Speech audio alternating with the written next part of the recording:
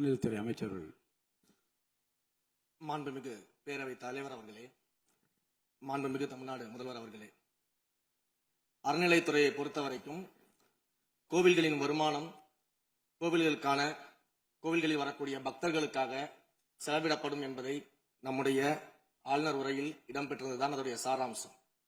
இன்னொன்று, சமீபத்தில் வெளியிடப்பட்ட திருமண மண்டபங்கள் மற்றும் வணிக வளாகங்கள், அந்த பணிகள் துவங்கப்படாத பணிகள் நிறுத்தப்பட்டது என்பது, இந்த பணிகளை பொறுத்த வரைக்கும் நாம் ஆராய்ந்த வரைக்கும் அந்த கோவில்களில் பொதுமக்களுக்கு தேவையான அடிப்படை வசதிகள், பொதுமக்களுக்கு தேவையான தங்குமிட வசதிகள், பொதுமக்கள் பக்தர்கள் வரப்போது அவர்களுக்கு தேவையான அடிப்படையிலான கழிப்பறை வசதிகள் போன்ற இந்த வசதிகளை மேம்படுத்துவதை காட்டிலும் இவர்கள் கமர்ஷியலாக கோவில்களுக்கு திருமண மண்டபங்கள் கட்டுவதிலும் வணிக வளாகங்கள் கட்டுவதிலும் அதன் மூலமாக வருவாய் ஈட்டுவதை மட்டுமே குறிக்கோளாக வைத்துக் கொண்டு இந்த திட்டங்களை துவங்கியதன் காரணமாக மேலும் அதன் மீது பல்வேறு நீதிமன்ற வழக்குகள், ஸ்டே ஆர்டர்ஸ் இருப்பதனால நாம் அதையெல்லாம் ரத்து செய்து அறிவிச்சிருந்தோம்.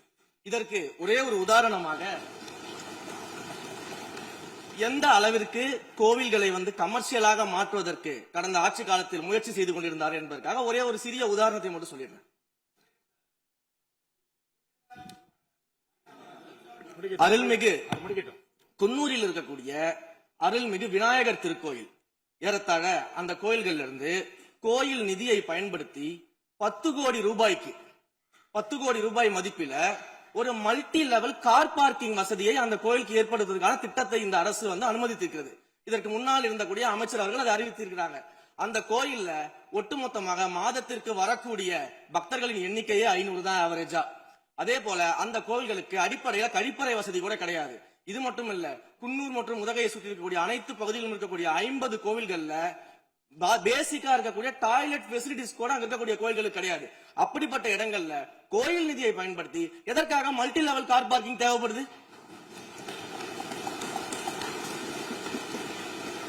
அப்ப இது கமர்ஷியல் திட்டங்கள் இல்லையா?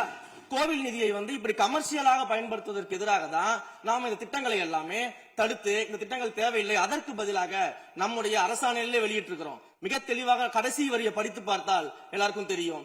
இந்த கோவில் நிதியை பயன்படுத்தி கோவிலும் பக்தர்களும் பயன்பெறக்கூடிய வகையில மாற்று திட்டங்களை உருவாக்கும்ன்ற வரியை நம்ம மென்ஷன் பண்ணியிருந்தோம். எந்த இடத்திலேயுமே மக்கள் பயன்படக்கூடிய கல்வி நிலையங்களையோ இல்ல இது போன்ற மருத்துவ வசதிகளையோ நாம செய்து தரமாட்டோம்னு சொல்லல. இன்னும் சொல்ல போனா, கடந்த 5 ஆண்டுகள்ல ஒன்றிய அரசின் நிதி உதவியோடு பழனியில பாத்தீங்கன்னா ஒரு சித்த மருத்துவமனை கட்டுவதற்கான நிதி உதவியை ஒன்றிய அரசு தருவதற்கு தயாராக இருந்தது. ஆனா கடந்த ஆட்சியில அந்த திட்டத்தை அப்படியே கிடப்புல போட்டுட்டு, கேட்டா ரெக்கரிங் செலவை எங்களால ஏத்துக்க முடியாது அப்படின்னு சொல்லி கிடப்புல போட்டு வச்சிருந்த இந்த திட்டத்தை நாம இன்றைக்கு கையில் எடுத்து அதை துவங்குவதற்கான ஆய்வில் இறங்கியிருக்கிறோம். அப்ப எந்த இடத்திலையுமே மக்கள் பயன்பெறக்கூடிய திட்டங்களை நாம தடுக்கவும் இல்ல, நாம யாருக்கும் பி டீமாக இருந்து வேலை செய்ய வேண்டிய அவசியமும் இல்ல. கோயில்களின் நிதியை ஒரு காலமும் கமர்ஷியலாக பயன்படுத்த வேண்டிய அவசியமும் மாண்புமிகு தமிழ்நாடு முதலமைச்சர் தலைமையிலான தமிழக வெற்றி கழகத்தின் ஆட்சிக்கு தேவையும் இல்லை. மாண்புமிகு உறுப்பினர் சேகர் பாபு. மாண்புமிகு பேரவைத் தலைவர் அவர்களே, இந்து சமய அறநிலைத்துறை கொடைகள் என்ற ஒரு சட்டம் இருக்கின்றது. அந்த சட்டத்தில் விதி 69 என்ற குறிப்பிடப்பட்டிருக்கின்ற அந்த பணிகள் சட்ட விதிகளுக்கு உட்பட்டு சட்டத்தின் 36 பிரிவிலிருந்து தான் இந்த பணிகள் மேற்கொள்ளப்பட்டன.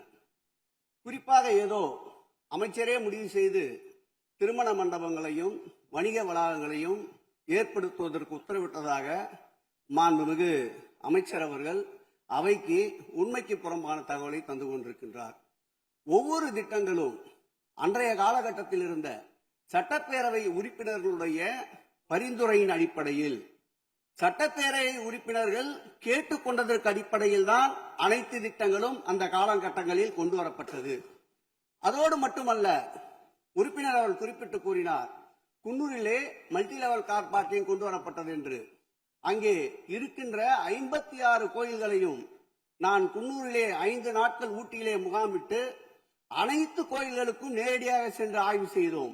அந்த ஆய்வின் அடிப்படையில் அந்த திருக்கோயில்களுக்கு வருகின்ற பக்தர்களுடைய அடிப்படை தேவைகளுக்கு வருமானத்தை உயர்த்துவதற்காக குன்னூருக்கு சுற்றுலாவிற்கு வருகின்ற மக்களுடைய வாகனங்கள் போதிய அளவிற்கு பார்க்கிங்களுக்கு இடமில்லாமல் தவிக்கின்ற சூழ்நிலையில் அங்கே மல்டி லெவல் பார்க்கிங் கொண்டு வந்தால் நகராட்சி பரிந்துரையின் அடிப்படையில் வருமானம் பெருகும்.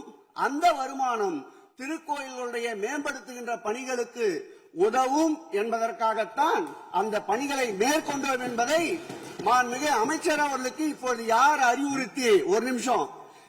அறிவுறுத்தி இந்த அரசாணையை வெளியிட்டிருக்கின்றாரோ அவர்தான் அப்பொழுது ஆணையாளராக இருந்தபோது இதே அறிவுறுத்தின் பேரில் அரசாணையை வெளியிட்டிருக்கிறார் என்பதை பேரவைத் தலைவரின் வாயிலாக அமைச்சருக்கு தெரிவித்துக் கொள்கிறேன். மேலும் அவர் கூறுவதற்கு எனக்கு பாயிண்ட் ஆஃப் ஆர்டர் பதில் கூறுவதற்கு அனுமதிக்க வேண்டும். மாண்புமிகு பேரவைத் தலைவர் அவர்களே, குன்னூரில் இருக்கக்கூடிய அந்த விநாயகர் கோயிலுக்கு சொந்தமான இடத்துல மல்டி லெவல் கார் பார்க்கிங் அமைப்பதற்கு ஏற்கனவே அங்க இருக்கக்கூடிய நகராட்சி நிர்வாகம் ப்ரப்போசல் வழங்கிய போது அந்த நகராட்சி நிர்வாகத்திடம் நம்முடைய நிலத்தை குத்தகைக்கு கொடுத்து அதன் மூலமாக இருக்கக்கூடிய வருவாயை வைத்துக் கொண்டு நாம் முடிந்த வரையில் நம்முடைய கோயில்களுக்கு தேவையான அடிப்படை வசதிகளை நாம் செய்து கொடுக்கலாம்.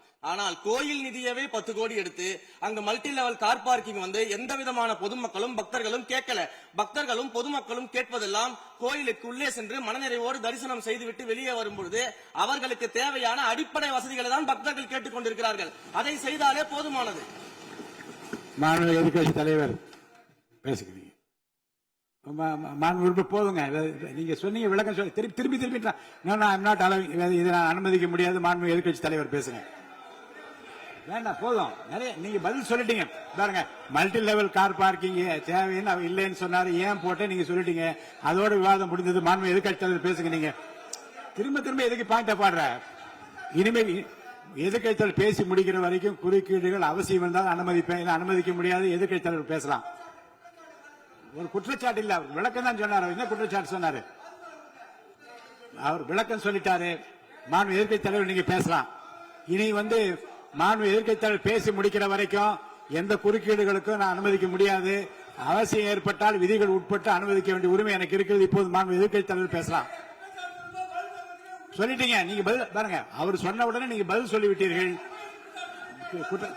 குற்றச்சாட்டு அல்ல, விளக்கம் சொன்னார் அவரு.